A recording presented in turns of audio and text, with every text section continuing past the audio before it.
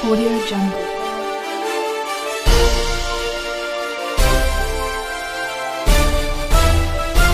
Audio Jungle.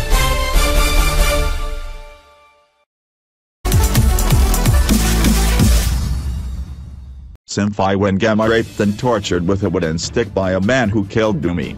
Dumi's widow ZIMBABWE Wangama raped and tortured with a wooden stick in Kempton Park. The 27-year-old widow is said to have been tortured and raped with a 10-inch piece of wood, according to Kempton Park reports. Doctors found the stick still inside her body when they carried out the medical examination in Johannesburg Private Hospital. She is said to have gone missing from her family home overnight on Monday and was found the next day by neighbors who had volunteered to help find her. Her family have now said that they do not want to speak until the person who carried out the attack is arrested. Dr. Mann, who carried out the medical exemption, said, "The victim is lucky because the wood in her body did not go deep. We have also found injuries inside the intestine and uterus. The wood was inserted with force, which not only caused serious injuries inside the uterus but also in the intestine. When she was discovered, she was bleeding from the mouth and throat, and she had bruising to her shoulders and waist." People of Kempton Park have blocked roads and closed shops as they demand action.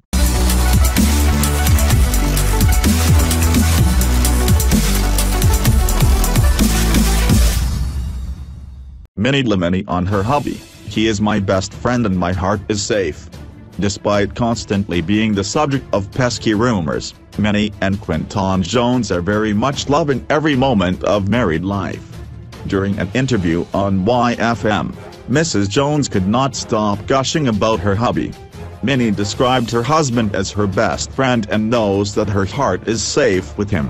The dynamic of the relationship is still the same, but it has got more hectic in that when you are dating you leave space for disappointment, but when someone gets down on one knee and asks you to be their wife, you sit there and go, "This is it. Nobody is going anywhere." You become more comfortable, it's a safe space. One of the ways I describe it is that I feel my heart is safe. He is my best friend, so I always felt safe, but when he went on one knee I knew that everything I was feeling was 100% reciprocal, she said. The TV star also explained that even though she was legally Minnie Jones, she decided to keep her maiden name not to confuse fans.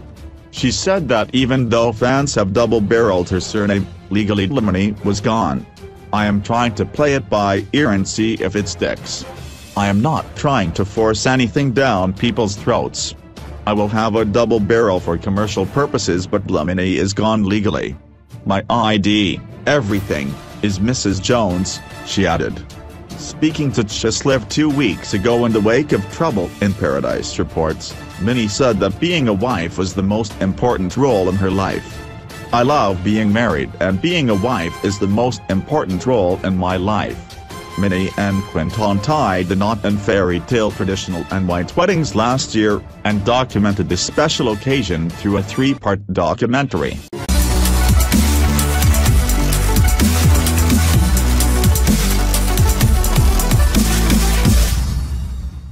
Grace Mugabe's supercars crashed, being taken from Zimbabwe. A fleet of supercars owned by Grace Mugabe have been involved in a pile-up as the disgraced former First Lady attempted to spirit them out of Zimbabwe. A rare £250,000 Rolls-Royce Ghost, a Porsche and a Range Rover were damaged as they were driven at night, in convoy through back roads of Botswana to a safe haven in South Africa. Mrs. Mugabe, who is known as Gucci Grace and Disgrace for her violent temper and extravagant spending habits, organized the transfer after fearing she will lose her ill-gotten gains in a crackdown on corruption in the wake of the bloodless coup which ended her husband Robert's 37-year rule. The 52-year-old's attempt to put her supercar collection out of harm's way backfired spectacularly last week when her son and his drivers were stopped for 7 hours as they crossed over Zimbabwe's border in Botswana. Fearing the vehicles were being used to move large sums of cash, jewels and other assets amassed during Mugabe's grip on power, border guards spent 7 hours searching them and interrogating Russell Goraza, Mrs. Mugabe's son by her first marriage, who produced affidavits signed by his mother. Guards also contacted Mr. Mugabe's office and quizzed his wife over the phone before the vehicles were cleared, sources told Zimbabwe's The Chronicle. However, some hours after they were given permission to drive on, the valuable convoy was involved in a freak collision after cows wandered onto their remote route, as they sped through the night.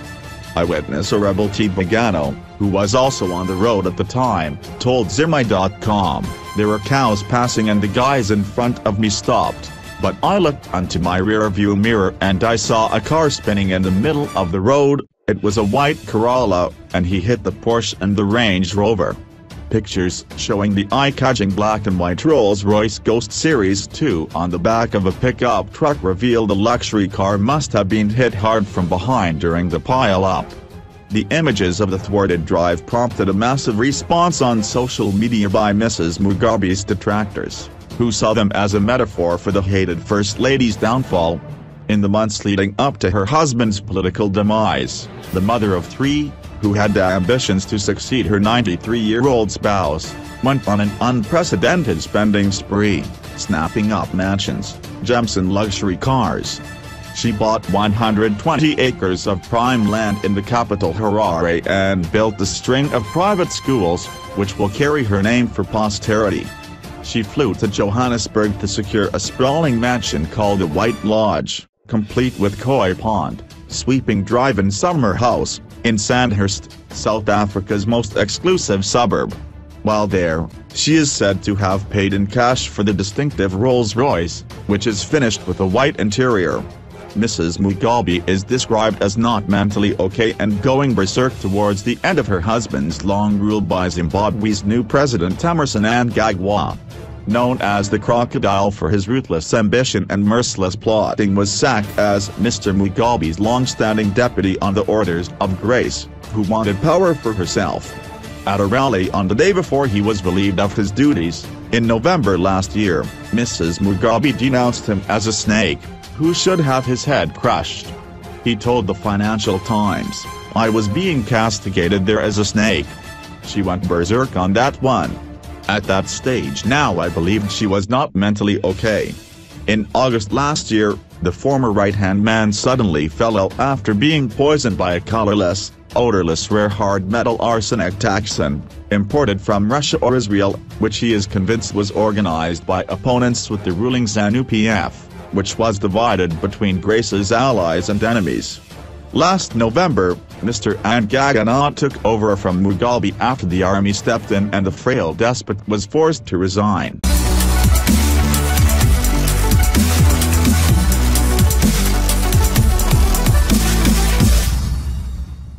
Mugabe's son vehicles released from Mashuti police. Russell Gorzara was, together with other drivers, transporting the vehicles from Zimbabwe to South Africa, through Botswana when they got involved in a pile-up accident on Friday night near Artesia along A1 Road, 80 kilometers from Gaborone. Gorzara owns two vehicles, a Porsche and Range Rover, while the Rolls-Royce belongs to his mother.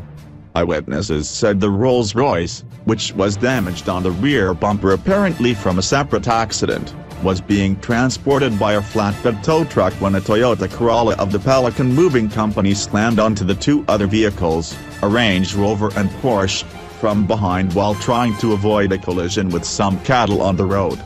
The Porsche and Range Rover were kept overnight at the Mashuti police station during police investigations, while the Rolls-Royce was spotted in Faka Lane on Saturday. Mashuti Police Acting Station Commander, Wazo Zambezi, said there were no other issues regarding the impounded vehicles, other than the accident investigation. "There are no issues with the vehicles, other than that we are still investigating the cause of the accident," Zambezi said. There was controversy surrounding the transportation of the vehicles over the weekend as the Zimbabwean media reported that the expensive vehicles were briefly detained at the Plumtree border post before being allowed to proceed, amid fear as they were being spirited out to the neighboring country. The former First Lady's sons have been accused of living in opulence while millions of Zimbabweans wallow in poverty, with an average person living on $1 per day.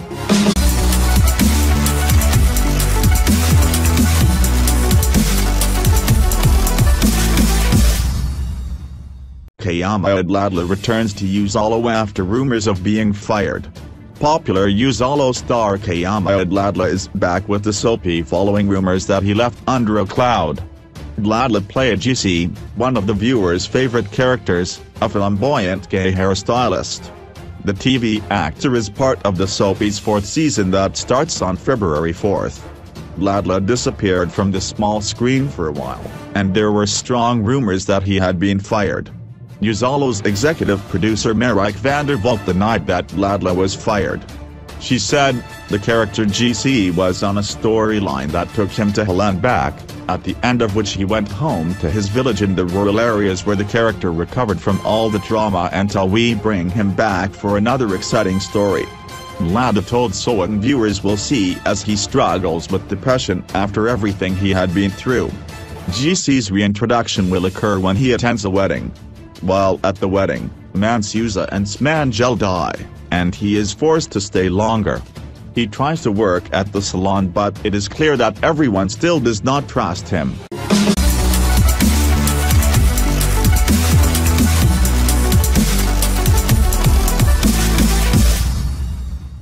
Pretoria pastor's wife accidentally sent her PORN video to church WhatsApp group.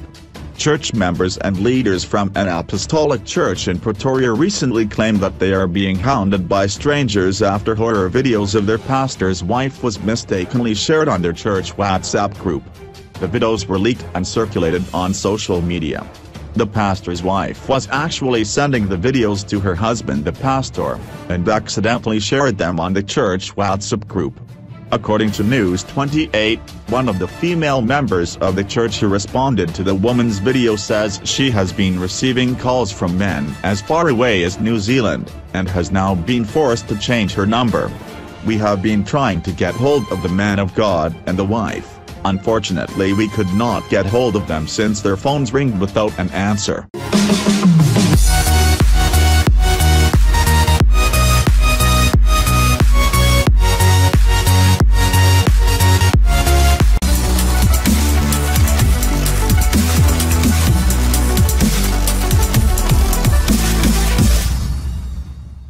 Sibong Almani, who accidentally received R14.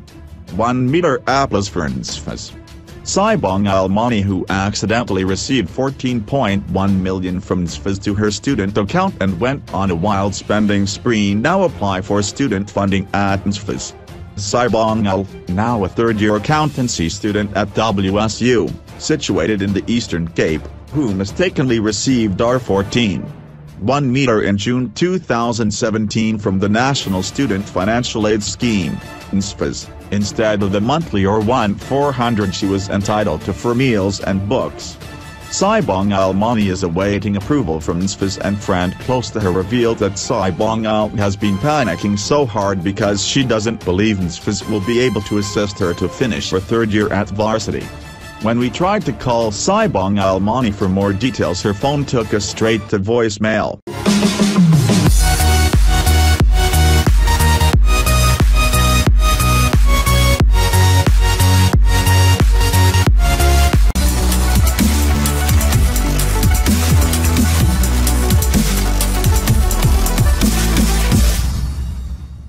Hugh Maskela dies.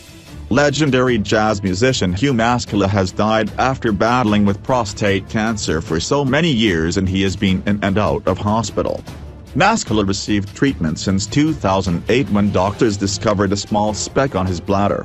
While the treatment appeared to be successful, he had to undergo surgery in March 2016 as the cancer had spread. He was admitted again at hospital last week. Unfortunately, it didn't work out, and that's when he died.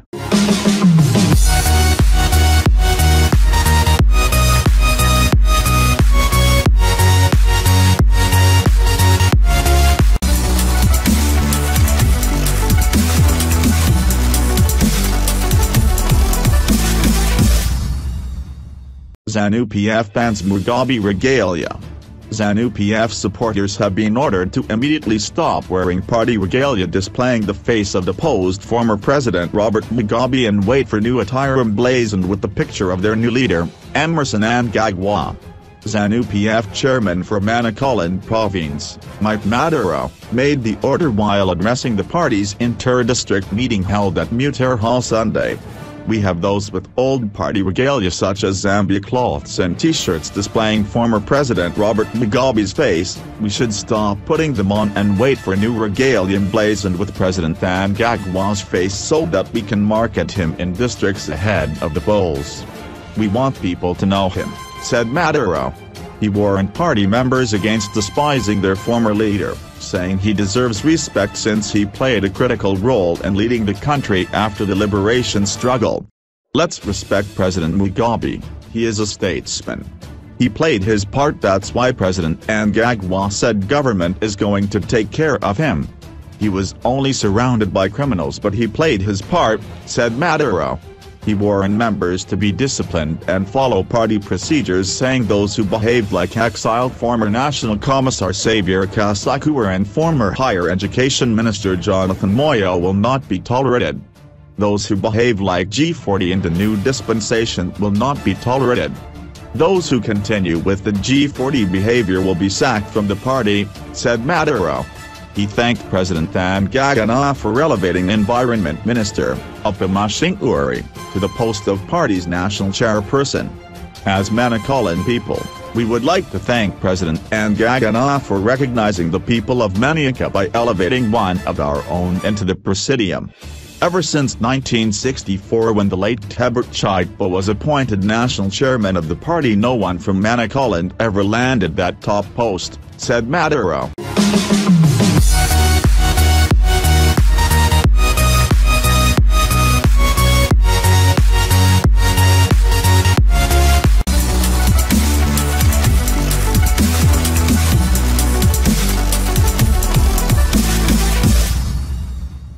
ZIMBABWE Bantu to appear on Uzalo.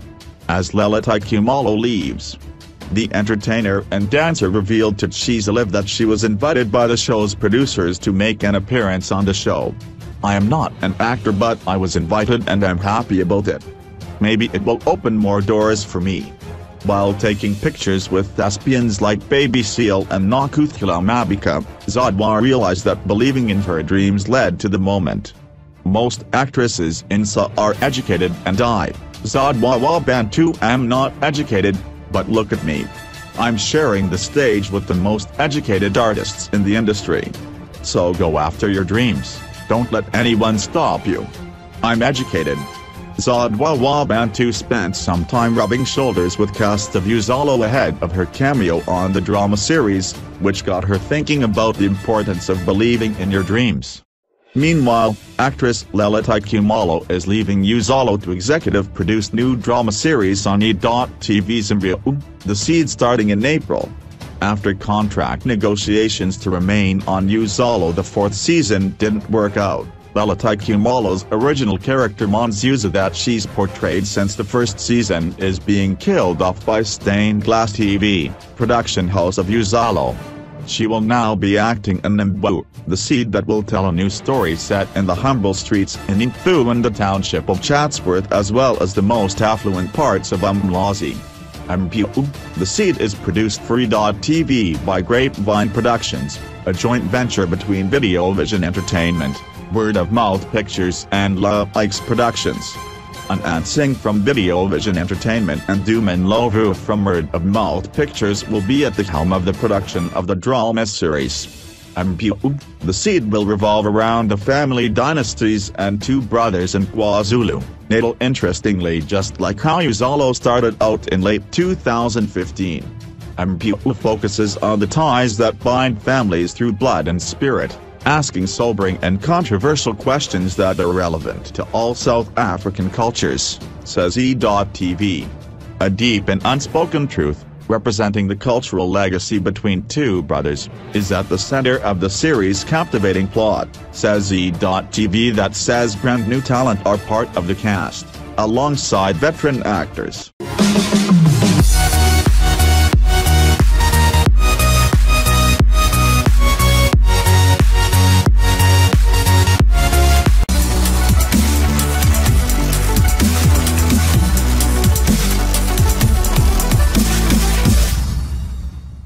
Leng Jimalaba chats about appearing on Uzalo. Leng Jimalaba is one of a few famous faces viewers can look forward to seeing at the dramatic double funeral of Smanjal and Mansuza, which will air on ZIMBABWE Uzalo on 16 February.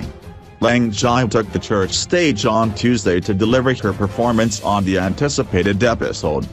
In between filming, the South African gospel icon caught up with Drum to chat about her experience on the set, saying it was a life-changing experience. "This was a new thing. I'm used to stage, I don't know about what happens when they're making TV. But despite the new experience, Mob was shown on camera."